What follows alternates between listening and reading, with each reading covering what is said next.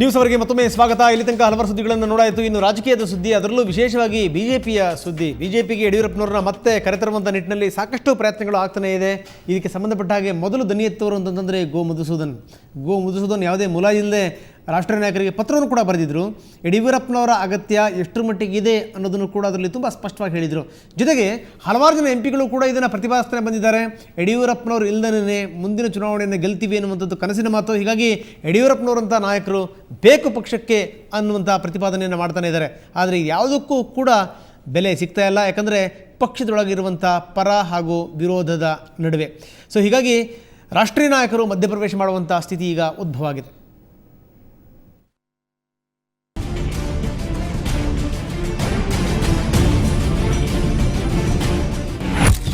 BJP high command ಅಂಗಳದಲ್ಲಿ BSY ವಿಚಾರ.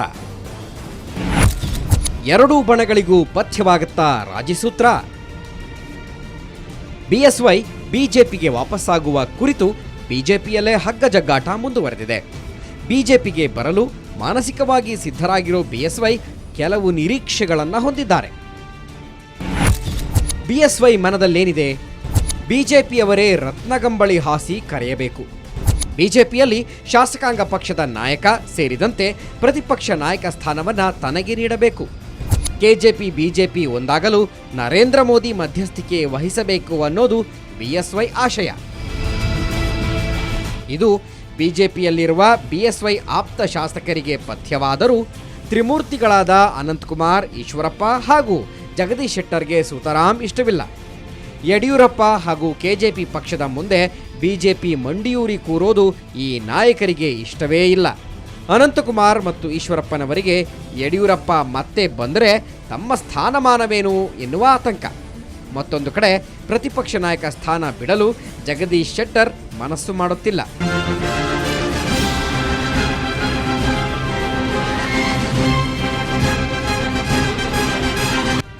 ಇವೆಲ್ಲದರ ನಡುವೆಯೂ ಯಡಿಯೂರಪ್ಪ ಬಿಜೆಪಿಗೆ ಬಂದರೆ ಪಕ್ಷಕ್ಕೆ ಲಾಭವಿದೆ ಎಂಬ ಅರಿವು ಬಿಜೆಪಿಯವರಿಗೆ ಇಲ್ಲದಿಲ್ಲ.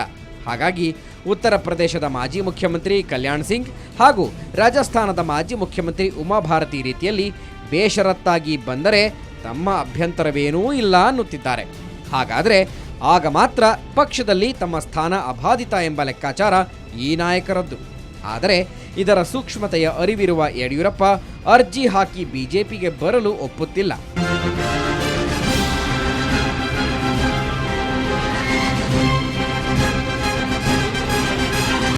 ರಾಜ್ಯ ಬಿಜೆಪಿ ಹಾಗೂ ಕೆಜೆಪಿ ನಾಯಕರು ಯಾವುದೇ ಕಸರತ್ತು ಮಾಡಿದರೂ ಒಂದು ನಿರ್ಧಾರಕ್ಕೆ ಬರಲು ಸಾಧ್ಯವಾಗುತ್ತಿಲ್ಲ. ಹಾಗಾಗಿ ಯಡಿಯೂರಪ್ಪನವರನ್ನ ಬಿಜೆಪಿಗೆ ಕರೆತರಲೇಬೇಕೆಂದು ಪಣ ತೊಟ್ಟಿರುವ ಕೆಲವು ನಾಯಕರು ಮುಂದಿನ ಲೋಕಸಭಾ ಚುನಾವಣೆಯ ಲಾಭ ನಷ್ಟದ ಲೆಕ್ಕಾಚಾರದ ಮೊರೆ ಹೋಗಿದ್ದಾರೆ. ಇದನ್ನೇ ಮುಂದಿಟ್ಟುಕೊಂಡು ರಾಷ್ಟ್ರೀಯ ನಾಯಕರ ಮಧ್ಯಪ್ರವೇಶದ ಅನಿವಾರ್ಯತೆಯನ್ನ ಮನನ ಮಾಡಿಸುವ ಯತ್ನಕ್ಕೆ ಕೈ ಹಾಕಿದ್ದಾರೆ. ಇದಕ್ಕೆ ಯಡಿಯೂರಪ್ಪನವರ ಪರೋಕ್ಷ ಬೆಂಬಲವೂ ಇದೆ ಎನ್ನಲಾಗುತ್ತಿದೆ. ರಾಷ್ಟ್ರೀಯ ನಾಯಕರು ಮಧ್ಯಪ್ರವೇಶಿಸಿದರೆ ರಾಜ್ಯದಲ್ಲಿ ಯಡಿಯೂರಪ್ಪ ಸೇರ್ಪಡೆಗೆ ಉಂಟಾಗುವ ವಿರೋಧ ಶಮನವಾಗಲಿದೆ. ವಿಧಾನಸಭೆಯಲ್ಲಿ ಜೆಡಿಎಸ್ಗಿರುವ ಪ್ರತಿಪಕ್ಷ ಸ್ಥಾನಮಾನ ಬಿಜೆಪಿಗೆ ಲಭ್ಯವಾಗಿ ನರೇಂದ್ರ ಮೋದಿ ಅಲೆಯಲ್ಲಿ ಮುಂದಿನ ಲೋಕಸಭಾ ಚುನಾವಣೆ ವೇಳೆಗೆ ಪಕ್ಷ ಬಲಿಷ್ಠವಾಗಲಿದೆ ಎಂಬ ಅಂಶಗಳನ್ನು ಹೈಕಮಾಂಡ್ ಮುಂದಿಡುವ ಪ್ರಯತ್ನ ಸಾಗಿದೆ. ಆದರೆ ಎರಡೂ ಬಣಗಳಿಗೆ ಪಥ್ಯವಾಗುವ ರಾಜಿ ಸೂತ್ರವನ್ನು ರಚಿಸಲು ಹೈಕಮಾಂಡ್ ಮುಂದಾಗುತ್ತಾ ಅನ್ನೋ ಪ್ರಶ್ನೆ ಈಗ ರಾಜಕೀಯ ವಲಯದಲ್ಲಿ ಕುತೂಹಲ ಮೂಡಿಸಿದೆ. ಬೆಂಗಳೂರಿನಿಂದ ಜಯಪ್ರಕಾಶ್ ಶೆಟ್ಟಿ, ಸುವರ್ಣ ನ್ಯೂಸ್. ಬನ್ನಿ ಇದ್ರ ಬಗ್ಗೆ ಮಾತಾಡೋಣ. ಗೋ ಮಧುಸೂದನ್ ನಮ್ಮ ಜೊತೆಗೆ ಇನ್ನೂ ಮಾತು ಮುಂದುವರಿಸಲಿಕ್ಕೆ ಕೂತ್ಕೊಂಡಿದ್ದಾರೆ. ಆರಂಭದಲ್ಲಿ ಉತ್ತರಾಖಂಡ್ ಸರ್ಕಾರದ ರೀತಿ ನೀತಿಗಳ ಬಗ್ಗೆ ಮಾತಾಡಿದ್ವಿ. ಈಗ ರಾಜ್ಯ ಸರ್ಕಾರದ ಅಂದರೆ ರಾಜ್ಯದಲ್ಲಿ ಏನು ನಡೀತಾ ಇದೆ, ಅದರಲ್ಲೂ ಬಿಜೆಪಿನಲ್ಲಿ ಏನು ನಡೀತಾ ಇದೆ ಸಂಬಂಧಪಟ್ಟಾಗಿ ಗೋ ಮಧುಸೂದನ್ ಏನು ಹೇಳ್ತಾರೆ ಕೇಳೋಣ. ಯಡಿಯೂರಪ್ಪನವ್ರನ್ನ ಕರ್ಕೊಂಬರಬೇಕು ಅಂತ ಬಲವಾಗಿ ಪ್ರತಿಪಾದಿಸೋರಲ್ಲಿ ತಾವೇ ಮೊದಲಿದ್ರು. ಬರಬೇಕು ಅಂದರೆ ಯಡಿಯೂರಪ್ಪನಂಥ ನಾಯಕರು ಬಂದಾಗ ಮಾತ್ರ ಒಂದಷ್ಟು ಬದಲಾವಣೆ ಆಗಲಿಕ್ಕೆ ಸಾಧ್ಯ ಅಂತ. ಆದರೆ ಎಲ್ಲ ಒಂದು ಕಡೆಗೆ ಈ ಹಗ್ಗ ಜಿಗ್ಗಾಟಗಳು ನಿರಂತರವಾಗಿ ಮುಂದುವರಿತಾ ಇದೆ. ಯಡಿಯೂರಪ್ಪನವ್ರನ್ನ ಅಧಿಕಾರದಿಂದ ಇಳಿಸೋಕ್ಕೆ ಎಷ್ಟು ನೀವು ಕಷ್ಟಪಟ್ರಲ್ಲ, ಅದೇ ರೀತಿ ಅವ್ರನ್ನ ಕರ್ಕೊಂಬರೋಕ್ಕೂ ಕೂಡ ಅಷ್ಟೇ ಕಷ್ಟಪಡ್ತಾ ಇದ್ದೀರಿ ಅಂತ. ಕಷ್ಟಪಡ್ತಾ ಇದ್ದೀವಿ ಅಂತಲ್ಲ, ನಮ್ಮ ಅವಶ್ಯಕತೆಗಳ ರೀತಿ ಇದ್ದಾವೆ ಅಂತ ನನಗನ್ನಿಸ್ತಾ ಇರುವಂಥದ್ದು. ಯಾವ ಥರ? ಸುಮ್ಮನೆ ಈಗ ಮೊನ್ನೆ ಬಂದಂಥ ರಿಸಲ್ಟ್ನ ಹಾಗೆ ಗಮನಿಸಿದ್ರೆ ಕೆಜೆಪಿ ಒಂದು ಬಹಳ ಒಳ್ಳೆಯ ಜೋಕರ್ ಪಾತ್ರವನ್ನು ವಹಿಸುತ್ತೆ. ಒಂದು ಲೆಕ್ಕ ಹಾಕ್ತಾ ಇದ್ದೆ ನಾನು ಕೂತ್ಕೊಂಡು. ಕೆಜೆಪಿ ಬಿಜೆಪಿ ಜೊತೆ ಸೇರಿಕೊಂಡ್ರೆ ನಾವು 14 ಸ್ಥಾನಗಳಲ್ಲಿ ಗೆಲ್ಲುವಂಥ ಅವಕಾಶ ಇದೆ. ಇನ್ನು 4 ಸ್ಥಾನಗಳಲ್ಲಿ ಪ್ರಬಲವಾದಂಥ ಸ್ಪರ್ಧೆ ಕೊಡ್ತೇವೆ. ಅಂದರೆ ಮತ್ತಿರ್ಗ ನಾವು 18ಕ್ಕೆ ಬಂದು ನಿಂತ್ಕೊಳ್ಳುವಂಥ ಅವಕಾಶ ಇದೆ. KJP ಏನಾರ JDS ಜೊತೆ ಹೋಗ್ಬಿಟ್ರೆ, ಈಗ 2 ಇರುವಂಥ JDS 10ರಿಂದ 12ಕ್ಕೆ ಹೋಗ್ಬಿಡುತ್ತೆ. KJP ಏನಾರ ಮತ್ತಿರ್ಗ ಕಾಂಗ್ರೆಸ್ನವ್ರ ಜೊತೆ ಹೋದರೆ BJP ಶೂನ್ಯ ಸಂಪಾದನೆ ಆಗುತ್ತೆ. ಕಾಂಗ್ರೆಸ್ಗೆ 26 ಸೀಟ್ ಬರುತ್ತೆ, JDSಗೆ 2 ಸೀಟ್ ಬರುವಂಥ ಅವಕಾಶಗಳಿದ್ದಾವೆ. ಹೆಂಗೆ ನೀವೇ ಭವಿಷ್ಯ ನೋಡಿದ್ದೀರಲ್ಲ, ಹೆಂಗೆ? ಅಲ್ಲ, ನಾನು ರಿಸಲ್ಟ್ ಟ್ಯಾಲಿ ಮಾಡಿ ಹೇಳ್ತಾ ಇರುವಂಥದ್ದು, ವೋಟ್ ಪರ್ಸೆಂಟೇಜ್ ತಗೊಂಡು ಈಗ ಬಂದಿರುವಂಥದ್ದು.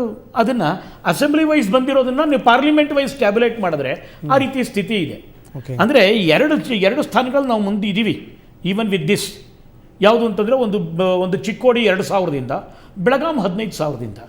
ಈಗ ಈ 4,000 15,000 ಇದೆಯಲ್ಲ, ಇದು ಪಾರ್ಲಿಮೆಂಟ್ಗೆ ಬಹಳ ದೊಡ್ಡದಾದಂಥ ಒಂದು ಲೀಡ್ ಅಲ್ಲ. ಇದು ನಿಜ. ಕಾಂಗ್ರೆಸ್ ವಿಲ್ ಜಸ್ಟ್ ಸ್ವೀಪ್ ಅವೇ. ಆ ಕಾರಣಕ್ಕೋಸ್ಕರ ನಾನು ಯೋಚನೆ ಮಾಡ್ತಾ ಇರೋದು ಏನಂತಂದರೆ, ಅವರು ಯಡಿಯೂರಪ್ಪನವರು ಈಗ ಒಂದು ರೀಜನಲ್ ಪಾರ್ಟಿಯನ್ನು ಕಟ್ಕೊಂಡಿದ್ದಾರೆ. ಅವರು ಒಂದು ಮಾತನ್ನು ಹೇಳಿದ್ದಾರೆ, ಪಾರ್ಲಿಮೆಂಟ್ಗೆ ನಾವು ಯಾರ್ದಾರ ದೊಡ್ಡ ಪಕ್ಷದವ್ರ ಜೊತೆ ಹೋಗಬೇಕು ಅಂತ ಯೋಚನೆ ಮಾಡಿದ್ದೇವೆ ಅಂತ ಹೇಳಿ. ಅವರು ಕಾಂಗ್ರೆಸ್ನವ್ರ ಜೊತೆ ಹೋದರೆ ಕಾಂಗ್ರೆಸ್ಗೆ ಭಾಳ ದೊಡ್ಡ ಲಾಭ ಆಗುತ್ತೆ, ಜನತಾದಳಕ್ಕೆ ಹೋದರೆ ಜನತಾದಳಕ್ಕೂ ಒಂದು ದೊಡ್ಡ ಲಾಭ ಆಗುತ್ತೆ, BJPಗೆ ಬಂದರೆ ನಮಗೂ ಒಂದು ದೊಡ್ಡ ಲಾಭ ಆಗುತ್ತೆ. ಈಗ BJP ಬಂದರೆ ದೊಡ್ಡ ಲಾಭ ಆಗುತ್ತೆ ಅನ್ನೋದು ನಿಮ್ಮ ದೊಡ್ಡ ನಾಯಕರಿಗೆ ಗೊತ್ತಿಲ್ಲ ಹಾಗಾದರೆ? ಇಲ್ಲ, ಪ್ರಶ್ನೆ ಬಂದಿರುವಂಥದ್ದು ಅವ್ರಿಗೆ ಗೊತ್ತಿದೆಯೋ ಇಲ್ಲೋ ಅನ್ನೋಂಥದ್ದು. ನಾನು ಅವ್ರ ಜೊತೆ ಮಾತಾಡಿದಾಗ ಅವರೇನು ನನಗೆ ಹೇಳಲಿಲ್ಲ ಗೊತ್ತಿದೆ ಗೊತ್ತಿಲ್ಲ ಅಂಥೇಳಿ. ಆದರೆ ನನ್ನ ಆಸೆ ಇಷ್ಟೇ, ಅವರಿಗೆ BJP ಜೊತೆ ಬರಬೇಕು ಅಂತನೋ ಆಸೆ ಇದೆ. BJPಗೆ ಬರಬೇಕು ಅಂತ ಒಂದು ಮಾನಸಿಕವಾದಂಥ ಅವರ ಮನಸ್ಸಿನಲ್ಲೇ ಹುಟ್ಟಿರುವಂಥ ಒಂದು. ಅವ್ರು ಹೇಳ್ತಾರೆ, ನಾನು BJP ಬರುವಂಥ ಅಗತ್ಯ ಇಲ್ಲ, ನನ್ನ ಪಕ್ಷ ನಾನು ಸಂಘಟಿಸೋ ನಿಟ್ಟಿನಲ್ಲಿ ಮಾತ್ರ ನಾನು ಯೋಚನೆ ಮಾಡ್ತೀನಿ, ನಾನು ಹಿಂಗೆ 10 ಕರೆದು ಬರುವಂಥದ್ದೇನಿದೆ ನೋಡಿ. ಒಂದು ನಾನು ಹೇಳ್ತಾ ಇರೋದು, ಯಾರಾದರೂ ಒಬ್ಬ ವ್ಯಕ್ತಿ 40 ವರ್ಷ ಕಟ್ಟಿದಂಥ ಒಂದು ಸಂಸ್ಥೆ ಇದೆ, ಇದು ಬೆಳೆದಂಥ ಸಂಸ್ಥೆ, ಅವ್ರು ಬೆಳೆದಿರುವಂಥದ್ದು, ಅವ್ರು ಬೆಳೆಸಿರುವಂಥ ಒಂದು ಸಂಸ್ಥೆ. ಆ ಸಂಸ್ಥೆಯಲ್ಲಿ ನೀವು ಅರ್ಜಿ ಹಿಡ್ಕೊಂಡು ಬನ್ನಿ ಯೋಚನೆ ಮಾಡ್ತೀವಿ ಅಂತ ಹೇಳಿ ಯಾರಾದರೂ ಅವರಿಗೆ ಹೇಳಿದ್ರೆ ಒಂದು ರೀತಿಯಾದಂಥ ಅವಮಾನ ಅಂತ ಅನಿಸುತ್ತೆ, ಒಂದು ರೀತಿಯಾದಂಥ ಅವ್ರನ್ನ ಹೀನಾಯವಾಗಿ ಕಂಡಿದ್ದಾರೆ ಅಂತ ಅನಿಸುತ್ತೆ. This is not A good gesture. ನೀವು ಹೇಳ್ತಾ ಹಾಗೆ ನೋಡಿದ್ರೆ ನಿಮಗೆ ಆಶ್ಚರ್ಯ ಆಗ್ಬೋದು.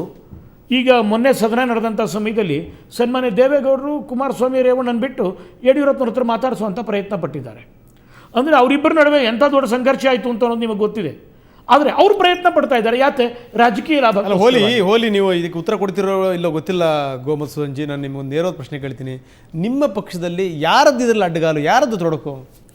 ಸರ್, ಯಾರದ್ದು ಅಡ್ಡಗಾಲು ಯಾರು ತೊಡಕು ಅಂತ ಅನ್ನೋದಕ್ಕಿಂತನೂ ಹೆಚ್ಚಾಗಿ ಎಲ್ಲೋ ಒಂದು ಕಡೆ ಆ ಕಹಿಯನ್ನು ಮರೆಯುವಂಥ, ಆ ಹಿಂದೆ ನಡೆದಿರುವಂಥ ಆ ಎಲ್ಲ ದುಃಖಗಳನ್ನು ಮರೆಯುವಂಥ ಹೃದಯ ವೈಶಾಲ್ಯವನ್ನು ನಮ್ಮ ನಾಯಕರು ತೋರಿಸ್ಬೇಕು ಅಂತ ಹೇಳಿ ನನ್ನ ವಿನಂತಿ ಇದೆ ಅಷ್ಟೇ. ಅಲ್ಲ, ಯಾವ ಇಂಥದ್ದೇ ನಾಯಕರು ಅಂತ ಇಲ್ಲ, ಎಲ್ಲ ನಾಯಕರು ತೋರಿಸ್ಬೇಕಾಗಿದೆ ಹೃದಯ ವೈಶಾಲ್ಯತೆಯನ್ನು. ಹೃದಯ ವೈಶಾಲ್ಯತೆಯನ್ನು ನಾನು ಹೇಳ್ತಾ ಇರುವಂಥದ್ದು, ಒಂದು ಕಡೆ ಯಡಿಯೂರಪ್ಪನವರು ತೋರಿಸ್ಬೇಕು, ಒಂದು ಕಡೆ ನಮ್ಮ ಪಕ್ಷದ ನಾಯಕರು ತೋರಿಸ್ಬೇಕು. ಯಡಿಯೂರಪ್ಪನವರು ಕೂಡ ಹಮ್ಮು ಬಿಂಬುಗಳನ್ನು ಬಿಟ್ಟು ನಾವು ಬರ್ತಾ ಇದ್ದೀನಿ ಅಂತ ನಾನು ಹೇಳ್ತಾ ಇರೋದು, ಇದು ರಾಷ್ಟ್ರೀಯ ಅವಶ್ಯಕತೆ ಇದೆ. BJP ಕೇಂದ್ರದಲ್ಲಿ ಅಧಿಕಾರಕ್ಕೆ ಬರಬೇಕು. ಯಾಕೆಂದ್ರೆ ನಾನು ಹೇಳ್ತಾ ಇರೋದು ಬಹಳ ಹಳೆಯದೆಲ್ಲ ಇರಲಿ. ಇವತ್ತಿನ ಹಿಂದೂ ಪೇಪರ್ನಲ್ಲಿ ಬಂದಿದೆ, ರಿಲಯನ್ಸ್ನವ್ರಿಗೆ ಇಡೀ ಗ್ಯಾಸ್ನ ಕೇಂದ್ರ ಸರ್ಕಾರ ಅಡ ಇಟ್ಬಿಟ್ಟಿದೆ. $1.7ಗೆ ಒಪ್ಕೊಂಡಿದ್ದಂಥದ್ದು, ಅದು ಸರ್ಕಾರದ ಆಸ್ತಿ. ಗ್ಯಾಸ್ನ ಈಚೆ ತೆಗೆಯೋದು, ಅದನ್ನು ಬಾಟ್ಲ್ ಮಾಡೋದು, ಸಪ್ಲೈ ಮಾಡೋದಕ್ಕೆ $1.7ಗೆ ಒಪ್ಕೊಂಡಿದ್ದಂಥದ್ದು ಕಾಂಗ್ರೆಸ್ಸು ಈಗ $8.4ಗೆ ಹೊಸದಾಗಿ ಇಡೀ ದೇಶವನ್ನು ಮಾರಾಟ ಮಾಡುವಂತ ಪ್ರಯತ್ನ ಮಾಡ್ತಾ ಇದೆ ಕಾಂಗ್ರೆಸ್. ಮಧುಸೂದನ್ ಈಗ ಒಳ್ಳೆ ಮಾತನ್ನು ಹೇಳಿದಿರ್ತಾವೆ. ಈಗ ಒಂದು ರಾಷ್ಟ್ರೀಯ ಅಗತ್ಯ ಇದೆ ಅನ್ನುವಂಥದ್ದು ನಿಮಗೆ ಗೋಚರ ಆಗಿದೆ. ದುರದೃಷ್ಟಕರ ಸಂಗತಿ ಅಂತಂದ್ರೆ ನಿಮ್ಮ ನಾಯಕರಿಗೆ ಗೊತ್ತಾಗ್ತಾ ಇಲ್ಲ ಅದು. ಇಲ್ಲ, ಇದು ನಮ್ಮ ನಾಯಕರು ಅಂತ ನಾನು ಹೇಳ್ತಾ ಇರುವಂಥದ್ದು ನಮ್ಮ ರಾಜ್ಯ ನಾಯಕರಿಗೆ ಏನಾಗಿದೆ, ಒಂದು ಸ್ವಲ್ಪ ಅವರ ಹಳೆಯ ಕಹಿಯನ್ನು ಮರೆಯುವಷ್ಟು ಮಟ್ಟಿಗೆ ಅವರಿನ್ನೂ ಅವ್ರದಿನ್ನೂ ಮೃದುವಾಗಿಲ್ಲ, ಅಥವಾ ಇನ್ನೂ ಮನಸ್ಸಿನ್ನೂ ಮೃದುವಾಗಿಲ್ಲ. ಬರೋ ದಿನಗಳಲ್ಲಿ ಆಗುತ್ತೆ ಅಂತ ಅನ್ನೋದು ನನ್ನ ವಿಶ್ವಾಸ. ಲೋಕಸಭಾ ಚುನಾವಣೆ ಆದ್ಮೇಲೆ ಇಲ್ಲ ಸರ್, ಅಷ್ಟೆಲ್ಲ ತನಕ ನಾವು ಬಿಡೋದಿಲ್ಲ. ಇದನ್ನ ನಾವು ರಾಷ್ಟ್ರೀಯ ನಾಯಕರ ಹತ್ರ ತೆಗೆದುಕೊಂಡು ಹೋಗೋರಿದ್ದೀವಿ. ರಾಷ್ಟ್ರೀಯ ನಾಯಕರಿಗೆ ಖಂಡಿತ ಇದ್ರ ಬಗ್ಗೆ ಒಳ್ಳೆಯದಾದಂಥ ಭಾವನೆ ಇದೆ ಅಂತನ್ನುವಂಥ ಒಂದು ವಾಸನೆ ಅಥವಾ ಒಂದು ಹಿಂಟು ಅಥವಾ ಒಂದು ನಮ್ಮ ಭಾವನೆ ಇದೆ ನಮ್ಗೆ ಆ ರೀತಿಯ. ಅಲ್ಲಿ ಇನ್ನೊಂದಿದೆ ಸಂಗತಿ ಏನಂತಂದ್ರೆ, ಪ್ರತಿಪಕ್ಷದ ನಾಯಕರ ಸ್ಥಾನಮಾನವನ್ನೇ ಕೊಡಬೇಕು ಅನ್ನುವಂಥದ್ದು, ಪಕ್ಷದ ಅಧ್ಯಕ್ಷನ್ನೇ ಮಾಡಬೇಕು ಅನ್ನುವಂಥದ್ದು, ಇವೆಲ್ಲವೂ ಕೂಡ ಬೇಡಿಕೆಗಳಿದೆ ಯಡಿಯೂರಪ್ಪ ಸರ್. ಅದು ಅವ್ರ ಮುಂದೆ ಇದೆಯೋ ಇವ್ರ ಮುಂದೆ ಇದೆಯೋ, ಇವ್ರು ಹೇಳಿದಾರೋ ಅವ್ರು ಹೇಳಿದಾರೋ ಇಂಪಾರ್ಟೆಂಟ್ ಅಲ್ಲ ನನಗೆ. ಯಡಿಯೂರಪ್ಪನವರು ಒಬ್ಬರೇ ಅಲ್ಲ, ಯಡಿಯೂರಪ್ಪನವರು, ಶ್ರೀರಾಮುಲು. ಅಷ್ಟು ಅಲ್ಲ, ಅವ್ರ ಜೊತೆ ಬಿಟ್ಟೋಗಿರೋಂಥವ್ರು ಯಾರ್ಯಾರಿದ್ದಾರೆ, ಅವ್ರಿಗಿಂತ ಮುಂಚೆ ಬಿಟ್ಟೋಗಿರೋರು, ಆಮೇಲೆ ಬಿಟ್ಟೋಗಿರೋರು. ಅಷ್ಟೇ ಅಲ್ಲ, ನಾನು ಯೋಚನೆ ಮಾಡ್ತಾ ಇರೋದು ಏನಂತಂದರೆ, ನನ್ನ ಮನಸ್ಸಿನಲ್ಲಿ ನರೇಂದ್ರ ಮೋದಿನ ಪ್ರೈಮ್ ಮಿನಿಸ್ಟರ್ ಮಾಡಬೇಕಂತ ನನ್ನ ಮನಸ್ಸಿನಲ್ಲಿ ಆಸೆ ಇದೆ. ಅಂಥ ವ್ಯಕ್ತಿ ಪ್ರೈಮ್ ಮಿನಿಸ್ಟರ್ ಆಗಬೇಕು ಅಂತ ಹಾಗಿರೋ ಯಾರೋ ಕಾಂಗ್ರೆಸ್ಸಿಂದ ಬರ್ತಾರೆ, ಯಾರೋ ಜನತಾದಳದಿಂದ ಬರ್ತಾರೆ, ಅವ್ರನ್ನೂ ಸೇರಿಸ್ಕೋಬೇಕು.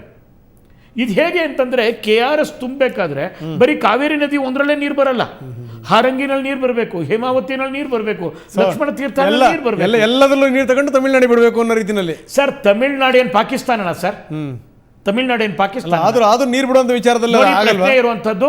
ಹಂಗಾಗ ಮಾತಾಗೋರು ನಾಳೆ ತಮಿಳ್ನಾಡಿನವ್ರು ಹೇಳ್ತಾರೆ, ಸ್ವಾಮಿ ನಮಗೆ ನೀರೇ ಬಿಡಬೇಡಿ, ಎಲ್ಲ ನೀವೇ ನೀರು ಕಟ್ಕೊಳ್ಳಿ ಅಂತ. ನಾವು ಕಟ್ಕೊಳಕ್ಕಾಗತ್ತಾ ಈ ಮಳೆ ಜಾಸ್ತಿ ಬಂದಾಗ? ಓಕೆ, ಈಗ ಆಯ್ತು. ಈಗ ಮುಂದಿನ ಹಂತ ಏನೀಗ ಹಾಗಾದ್ರೆ?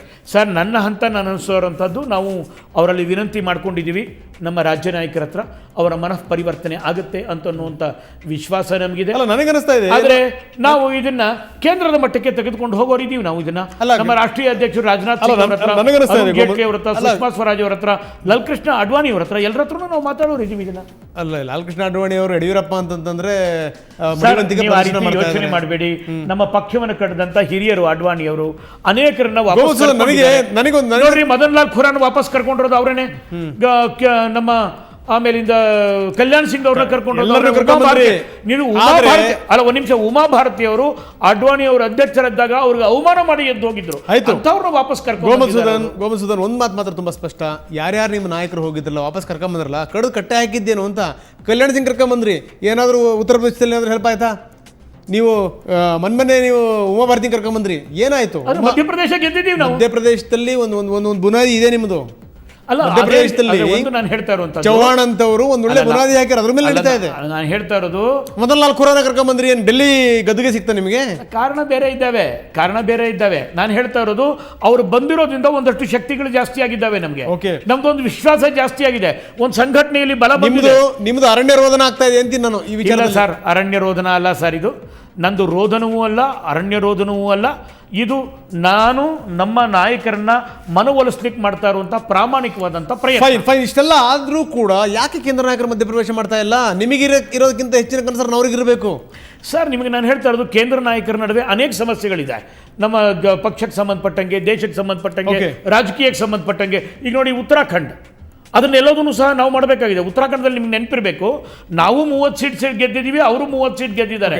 ಒಂದು ಸೀಟ್ನಿಂದ ಮಾತ್ರನೇ ಅವರು ನಮ್ಮವರು ಯಾರೋ ಒಬ್ಬರನ್ನ ಎತ್ತಾಕೊಂಡು ಹೋಗಿ ಅವ್ರು ರಾಜ್ಯ ಮಾಡಿರುವಂಥದ್ದು. ನಮಗೆ ಬಹಳ ದೊಡ್ಡದಾದಂಥ ಬೇಸಿರುವಂಥ ರಾಜ್ಯ ಉತ್ತರಾಖಂಡ್. ಅದಕ್ಕೋಸ್ಕರ ಉತ್ತರಾಖಂಡದ ಪುನರ್ ನಿರ್ಮಾಣ ಮಾಡಲಿಕ್ಕೆ ಇಡೀ ನಮ್ಮ ಪಕ್ಷ, ಇಡೀ ನಮ್ಮ ಶಕ್ತಿಯನ್ನು ನಾವು ಹಾಕಿ. ಈಗ ಉತ್ತರಾಖಂಡ್ ಪುನರ್ ನಿರ್ಮಾಣ ಆಮೇಲೆ ನೋಡೋಣ. ಇಲ್ಲಿ ರಾಜ್ಯ ಬಿಜೆಪಿ ಪುನರ್ ನಿರ್ಮಾಣದ ಬಗ್ಗೆ ಹೇಳಿ, ನೀವು ಆಗುತ್ತಾ? ಸರ್, ಖಂಡಿತ ನನಗೆ ವಿಶ್ವಾಸ ಇದೆ. I am very confident of winning the hearts of all my state leaders. So Yediyurappa ಹಾಗಾದ್ರೆ with the intervention of the central leaders. Yediyurappa ಹಾಗಾದ್ರೆ ಬಿಜೆಪಿ ಬರೋದು ಖಚಿತ ಅಂತಿರ್ತಾವೆ. ನನಗೆ ವಿಶ್ವಾಸ ಇದೆ ಸರ್, ಯಡಿಯೂರಪ್ಪನವ್ರು ಬರಬೇಕು ಅಂತ ಅನ್ನುವಂಥದ್ದು ನನ್ನ ಆಸೆ. ಅದು ಈಡೇರುತ್ತೆ ಅಂತ ಅನ್ನೋ ವಿಶ್ವಾಸ. ಇದನ್ನೇನು ಇನ್ನೂ 10 ತಿಂಗಳು ಎಳಿತಿರೋ ಅಥವಾ ಏನಾದರೂ ಬೇಗ ಆಗ್ಬೋದು? ಇಲ್ಲ ಸರ್, ನನಗನ್ಸೋದು ಅಷ್ಟೇನೆಲ್ಲ ಇಲ್ಲ. ಸಾಧ್ಯವಾದಷ್ಟು ಬೇಗ ಕರ್ಕೊಂಡ್ಬರಬೇಕು ಅನ್ನೋಂಥದ್ದು ನಮ್ಮೆಲ್ಲರ ಪ್ರಯತ್ನ ಇದೆ. ಇದಕ್ಕೆ ಎಲ್ಲರೂ ಸಹಕಾರ ಕೊಡ್ತಾರೆ ಅಂತ ನಾನು ಅಂದ್ಕೊಂಡಿದ್ದೀನಿ. ನಾನು ಹೇಳ್ದಂಗೆ ಇತ್ಲಾಗೆ ಯಡಿಯೂರಪ್ಪನವರು ಬಂದು, ಅತ್ಲಾಗೆ ರಾಮುಲು ಅವರು ಬಂದು, ಎಲ್ಲರೂ ಬಂತು ಅಂತಂತಂದರೆ we will be definitely A great force in Karnataka. And ಈ 35% ಜೊತೆಗೆ ಮೋದಿ ಅವರ ಕಾರಣಕ್ಕೆ ಇನ್ನೊಂದು 5% ಬಂತು ಅಂತಂದರೆ we will sweep the polls in. Okay, so ಒಂದು ದೊಡ್ಡ ಫೋರ್ಸ್ ಅನ್ನುವಂಥ ಮಾತನ್ನು ಹೇಳ್ತಿದ್ದೀರಿ. ಇದು ಕೇವಲ ಗೋ ಮಧುಸೂದನ್ ಹೇಳಿದ್ರೆ ಮಾತ್ರ ಆಗಲ್ಲ. ಇದೆಲ್ಲ ನಾಯಕರಲ್ಲೂ ಬರಬೇಕು. ಅದಾದರೆ ಮಾತ್ರ ಒಂದಷ್ಟು ಬದಲಾವಣೆ ತರಲಿಕ್ಕೆ ಸಾಧ್ಯ. ಜೊತೆ ಸೇರ್ಕೋತಾರೆ ಅಂತ ವಿಶ್ವಾಸ. Thank you very much Madhusudan ji. ಇಲ್ಲಿ ತನಕ ಸಾಕಷ್ಟು ಮಾತಾಡಿದ್ರೆ ನಿಮಗೆ ಧನ್ಯವಾದ. Thank you very much. ಇದು ಗೋ ಮಧುಸೂದನ್ ಅವರ ಮಾತು. ಎಲ್ಲರೂ ಕಡೆ ರಾಜ್ಯ ರಾಜಕೀಯದಲ್ಲಿ, ಅದರಲ್ಲೂ ಬಿಜೆಪಿನಲ್ಲಿ ಯಾಕೆ ಈ ರೀತಿ ಬೆಳವಣಿಗೆಗಳಾಗ್ತಾ ಇದೆಯೋ ಗೊತ್ತಿಲ್ಲ. ಯಡಿಯೂರಪ್ಪನವ್ರನ್ನ ಕರೆತರಲೇಬೇಕು ಅಂತ ಒಂದು ಬಣ ಪಟ್ಟು ಹಿಡಿದಿರುವಂಥದ್ದು. ಯಾವುದೇ ಕಾರಣಕ್ಕೂ ಯಡಿಯೂರಪ್ಪ ಬರಬಾರದು, ಬಂದರೆ ನಮ್ಮ ಸ್ಥಿತಿಯಲ್ಲಿ ಅತಂತ್ರ ಆಗುತ್ತೋ, ನಮ್ಮ ಅಸ್ತಿತ್ವ ಎಲ್ಲಿ ಹೊರಟೋಗುತ್ತೋ ಅಂತ ಕೆಲವು ನಾಯಕರು ಯೋಚನೆ ಮಾಡ್ತಾ ಇದ್ದಾರೆ. ಹೀಗಾಗಿ ವ್ಯವಸ್ಥಿತವಾಗಿ ಯಡಿಯೂರಪ್ಪನವ್ರನ್ನ ದೂರ ಇಡುವಂಥ ಪ್ರಯತ್ನಗಳು ಕೂಡ ಆಗ್ತಾ ಇದೆ. ಆದರೆ ಗೋ ಮಧುಸೂದನ್ ಅವ್ರಿಗೆ ಎಲ್ಲರೂ ಕೂಡ ವಿಶ್ವಾಸ ಇದೆ, ಬಹಳ ಬೇಗನೆ ಯಡಿಯೂರಪ್ಪ ಬಿಜೆಪಿ ಬರ್ತಾರೆ. ನೋಡ್ತಾ ಇರಿ, ಈ ಮುಖಾಂತರ ಒಂದು ದೊಡ್ಡ ಫೋರ್ಸ್ ಬಿಜೆಪಿಗೆ ಬರುತ್ತೆ ಅನ್ನುವಂಥದ್ದು. ಸೊ ಇನ್ನು ಮುಂದಿನ ಸುದ್ದಿ ನೋಡೋಣ. ವರದಕ್ಷಿಣೆಗಾಗಿ ಪತ್ನಿಯನ್ನೇ ಪೀಡಿಸಿದಂಥ ವಂಚಕ ಪತಿಯ ಕಥೆ ಇದು. ಇದಕ್ಕೆ ಸಂಬಂಧಪಟ್ಟ ಮಾತಾಡಲಿಕ್ಕೆ ಸ್ವತಃ ನೊಂದಂಥ ಪತ್ನಿನೇ ನಮ್ಮ ಸ್ಟುಡಿಯೋದಲ್ಲಿರ್ತಾರೆ, ಮೈಸೂರಿನ ಸ್ಟುಡಿಯೋದಲ್ಲಿ. ಇವರ ಬಗ್ಗೆ ಮಾತಾಡಲಿಕ್ಕೆ ಮತ್ತೊಬ್ಬ ನಿರ್ಮಾಪಕ ಕೂಡ ನಮ್ಮ ಜೊತೆಗಿರ್ತಾರೆ. ಕೇಳೋಣ ಅವ್ರ ಕಥೆನ. ಅದಕ್ಕಿಂತ ಮೊದಲು ಪುಟ್ಟ ವಿರಾಮ.